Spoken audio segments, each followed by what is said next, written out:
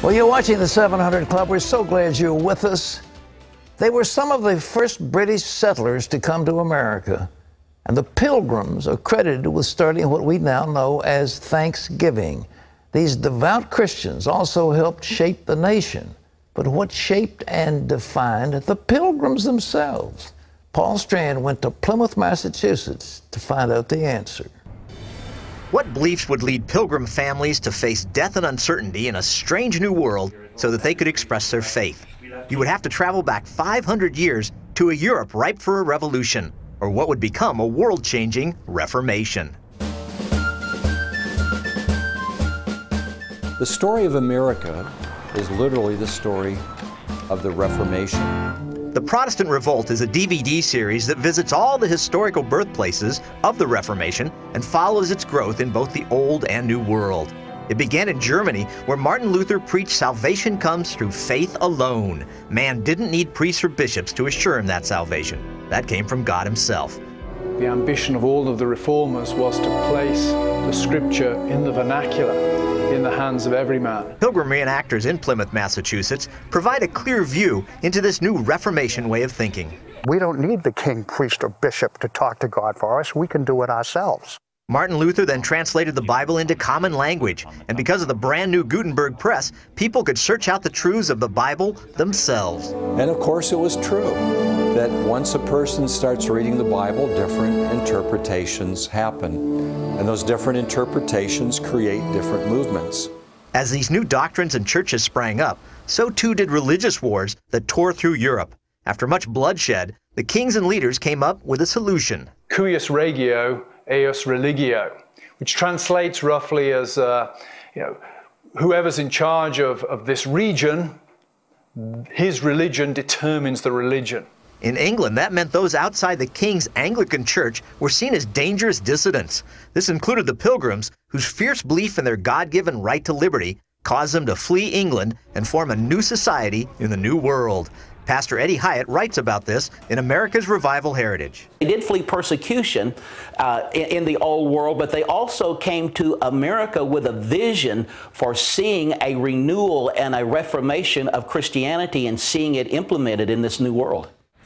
Pilgrim reenactor Dr. Paul Jelly. Think about it. In human history, nobody has the freedom to form a society directly from the Bible in a wilderness, where they didn't have a king looking over their shoulder to say, no, do it this way or that way.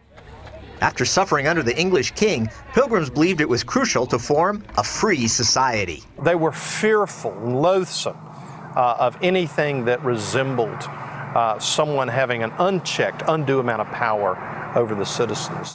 For an alternative, they turned to the Bible. They found that God didn't confer power just to one individual shaped in a hierarchy, but instead he gave it to representatives who were elected. That became a centerpiece of their Mayflower Compact and allowed them to form a society built around free markets and rugged individualism.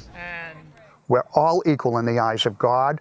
We're all made in his image. And if that is true, nobody has a right to be over anybody else. They changed the order of government so it was no longer from the top down, but from the bottom up. They expected their leaders not to be lords over the people, but to be their servants. Now, the Pilgrims figure this: if God thinks we're all valuable and we all have worth, we certainly should think the same thing. And that's where self-rule came from.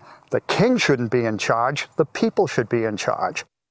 And this is what will produce the impetus, the principles by which the American Revolution is fought.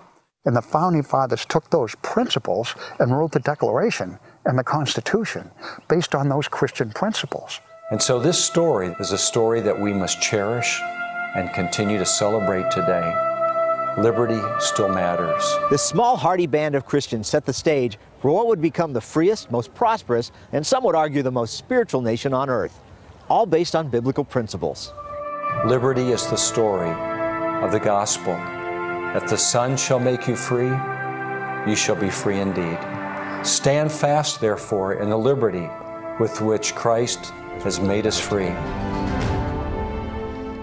Thanks, Paul. It was a magnificent story. And ladies and gentlemen, our warning should be today, we can't lose that. And when you have courts that are taking away the very essence of our democracy, the very, well, the ground from which this great country came, when courts are saying that is unconstitutional, when they're exalting aberrant lifestyles and saying that's constitutional, when they're defying the very essence of this nation, they are sowing the seeds not of a new prosperous nation, but of the destruction of the one that's already here. That's why in the archives the word is very true. Eternal vigilance is the price of liberty. Eternal vigilance. And if we're not vigilant, we're going to lose it. And thank you, Paul, for that excellent report.